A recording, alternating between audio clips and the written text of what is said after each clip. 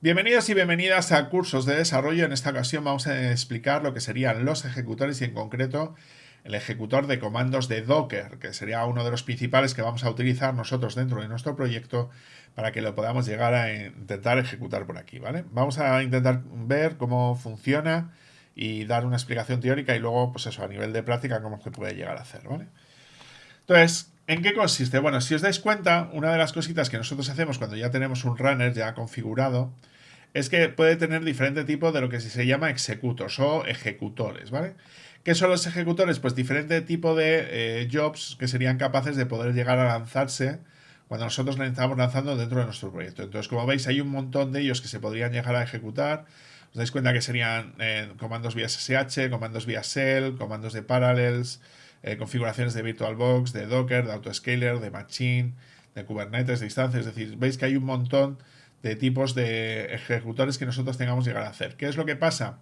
Pues que evidentemente si nosotros estamos en una configuración en concreto donde estamos configurando un determinado proyecto, pues como este por ejemplo que estamos configurando por aquí, que sería este que pone de ejemplos de pipelines de Docker, lo que tenemos es la posibilidad de poder llegar a gestionarlo directamente. ¿Por qué? Porque dentro de la configuración que nosotros tenemos aquí, si vamos al apartado de settings CICD, ¿vale?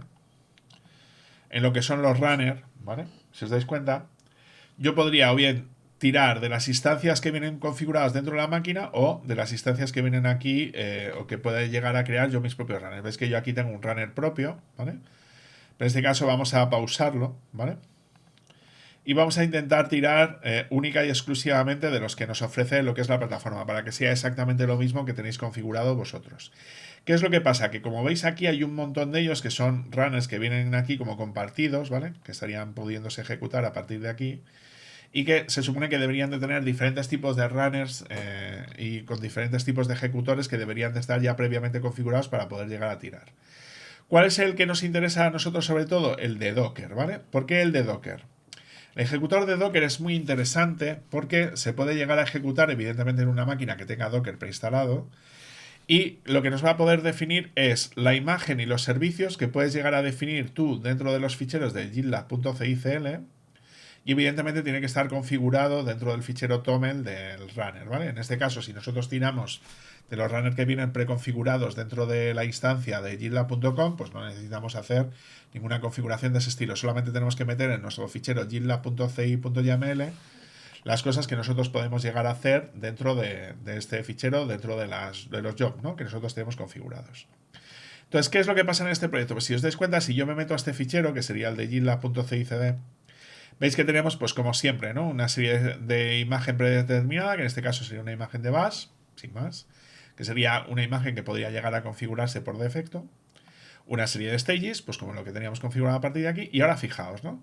Claro, si tú defines que quieres utilizar una imagen que tenga la bus, lo que va a hacer es, si tú lo defines a nivel global, es decir, a nivel de todo el fichero de .gila-ci.yml, lo que va a hacer es que independientemente de si tú no tienes definida una imagen específica para cada una de los jobs que tú tengas definidos, va a coger la imagen que tú tengas configurada aquí por defecto. Es decir, significa que si yo no tengo definido en este job, por ejemplo, ¿vale? Una image, pues esta sería la image por defecto que él va a ejecutar. Por defecto, debido a cómo funciona allí la CICD, ellos tienen por defecto una imagen colocada como de Ruby, que es el lenguaje de programación con el que está escrito gran parte del backend que configura con GitLab, ¿vale? Entonces a nosotros no es excesivamente útil, es un poquito más grande, tarda un poquito más en ejecutarse. Entonces yo prefiero lanzar simplemente una imagen muy sencilla de bash, que lo único que tiene es una Linux con una bash, ejecutar el comando y directamente ya podrías ejecutarlo a partir de aquí. Entonces, ¿qué significa? Otra vez, ¿no? Si tú lo configuras a nivel global, significa que todos los jobs estarían configurados por defecto, pero tú a lo mejor puedes llegar a requerir que algún job concreto vaya con una determinada imagen de Docker en concreto a la hora de poder llegar a ejecutarlo. ¿Eso qué significa? Significa que tú a lo mejor, pues por ejemplo, ¿no? Tienes que ejecutar comandos de Node, ¿vale? Entonces podría llegar a ser interesante decir, vale, yo no quiero instalar Node, pero tengo imágenes que puedes llegar a tener Node ya preinstalado. ¿Qué significa? Que yo podría llegar a definir, vale, quiero que para este job concreto, que sería este Node job, ¿vale? Puedo llegar a definir cuál es la imagen que yo necesito. ¿Qué significa? Pues que va a intentar utilizar la imagen de Node Latest. ¿De dónde va a coger inicialmente estas imágenes? Pues las va a coger del Docker Hub, ¿vale?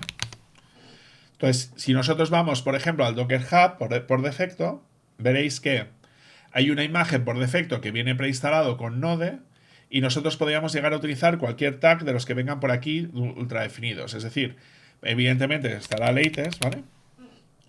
Y veis que efectivamente el latest estará definido pues para muchas versiones diferentes de Linux. En nuestro caso normalmente suele ser un Linux con AMD64 el que lo ejecute, ¿no? Entonces, ¿qué significa, vale? Lo que estaríamos colocando en este caso sería decirle, vale, yo quiero que te bajes esta imagen de Node, que tiene Node preinstalado, para que yo pueda ejecutar comandos específicos dentro de Node. ¿Qué significa? Que si yo tengo, por ejemplo, una aplicación que yo tengo dentro de ese repositorio, que es una imagen que requiere de la ejecución de comandos de Node, yo no tengo que instalar Node, sino que podría llegar a definir que quiero utilizar una imagen específica que tenga Node preinstalado, se va a descargar mi repositorio y dentro del ejecutor, en este caso dentro del ejecutor de Docker, va a descargarse mi repositorio y va a poder ejecutar comandos de Node que yo tenga estipulados. Bien, comandos de Node como los que estáis viendo aquí o comandos de npm, por ejemplo. Si yo quiero realizar la instalación y configuración, por ejemplo, de una herramienta específica, como por ejemplo son las dependencias de un proyecto que yo quiero compilar a la hora de poder llegar a ejecutarlo con Node, pues podría hacer un npmi, ¿no? La instalación de las dependencias de npm y poder ejecutar comandos a partir de aquí, ¿no? Entonces, esto es muy típico en todo aquello que tengan que ver con gestores de dependencias o ejecutores de tareas, ¿no? Dentro de los proyectos que nosotros estamos haciendo. Entonces, es muy habitual en que todo aquello que tenga que ver con frontend, tener que tirar en concreto de imágenes que tengan Node preinstalado, ¿no? Entonces sería escoger Node y escoger la versión, por ejemplo. Si tú te vas aquí a la imagen específica que tenga Node, pues tú le puedes decir que quiero una versión de tipo 22 y te va a decir cuáles son todas las imágenes que puedes utilizar a nivel de 22. Entonces, si colocas, por ejemplo, LTS, pues te colocaría la última versión estable que tengas definido y ya está. Yo aquí soy muy fan de intentar colocar una versión específica, ¿vale? Pero bueno, en este caso, como son ejemplos específicos, pues en este caso estaríamos cogiendo la última versión disponible de Node para poder ejecutar los comandos que tú necesitas. Lo suyo sería escoger la versión específica sobre la cual se supone que está desarrollada tu proyecto. Si es Node 20, Node 22, pues colocarías aquí 2.22, por ejemplo, y utilizaría la última versión disponible de Node con la versión que tú has escogido en este caso. Esto puede pasar exactamente lo mismo, por ejemplo, si tienes un proyecto de tipo Java. Evidentemente habrá, si buscas también por Docker Hub Maven, también dispones de una imagen oficial de Maven que puedes tú llegar a ejecutar dentro del proyecto. ¿Qué significa? Otra vez, que si tú pones latest, ¿vale? Vas a poder escoger una determinada versión, la última versión disponible de Maven, compilada para una determinada versión de Java. Claro, en este caso es muy dependiente de las versiones que tú tengas colocado. Por ejemplo, si tú le colocas versión 21, pues te puede permitir llegar a localizar diferentes versiones que tengan localizadas de Maven compiladas para versiones específicas de Java.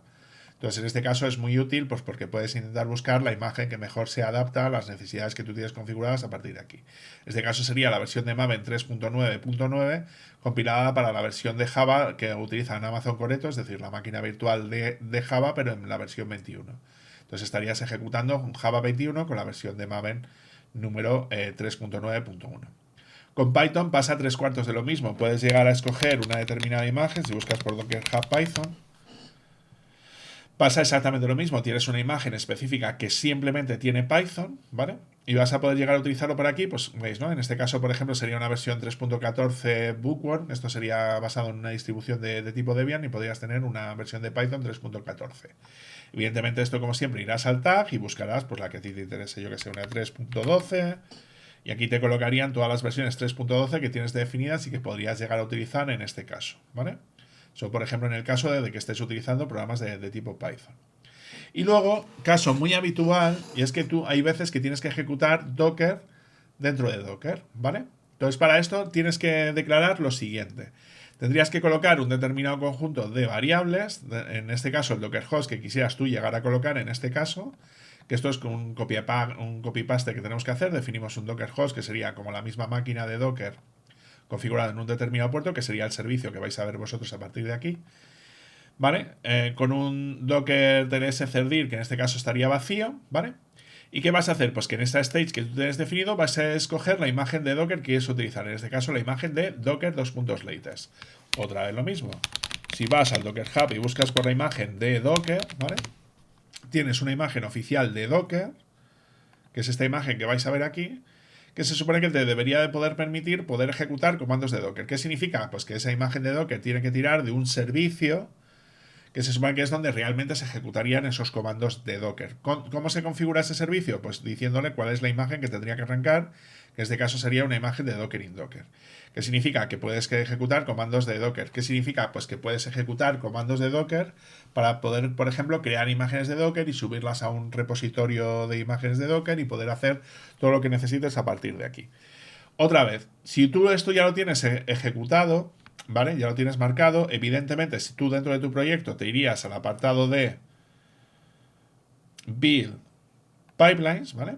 Y evidentemente lo que debería de pasar es que debería de salir las diferentes ejecuciones que tú hayas hecho de esa pipeline. Por ejemplo, si yo voy a esta ejecución, veis que como todos están colocados dentro de la misma stage que se denomina build, veis que todos se estarían ejecutando de manera paralela.